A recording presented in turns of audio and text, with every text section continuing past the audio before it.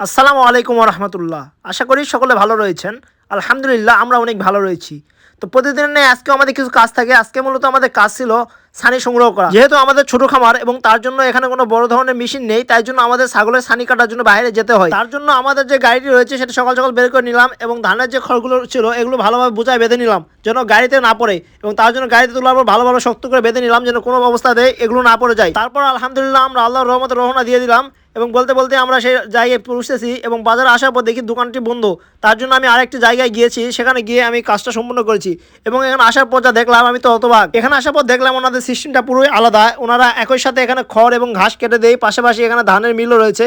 কেউ তো চায় আটা খড় বা জাতীয় যে ধানগুলো রয়েছে এগুলো এখান থেকে ভালোভাবে করে নিয়ে যেতে পারে এবং ওনারা কাজ করতেছে এবং ব্যস্ত। আমি তার জন্য আমাকে কিছুক্ষণ অপেক্ষা করতে হয়েছে আমার কাজ করে নেওয়ার জন্য।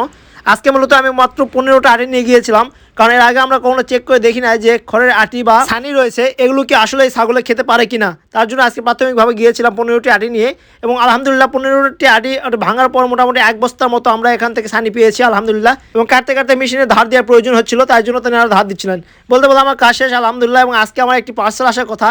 পার্সেলটি মূলত একটি বইয়ের, বিসমিল্লাহ এগ্রো সাইফুল ভাই আছে, ওনার কাছ থেকে আমি একটি বই অর্ডার দিয়েছিলাম। বইটির নাম আল রাহিকুল মাকতুম। আলহামদুলিল্লাহ আমরা নিয়েছি ইনশাআল্লাহ। বইটি থেকে ভালো ভালো হাদিস এবং নবীর যে জীবনী রয়েছে, পূর্ণাঙ্গ জীবনী, এখান থেকে ভালো ভালো হাদিসগুলো আপনাদের সঙ্গে শেয়ার করার চেষ্টা করবো ইনশাআল্লাহ।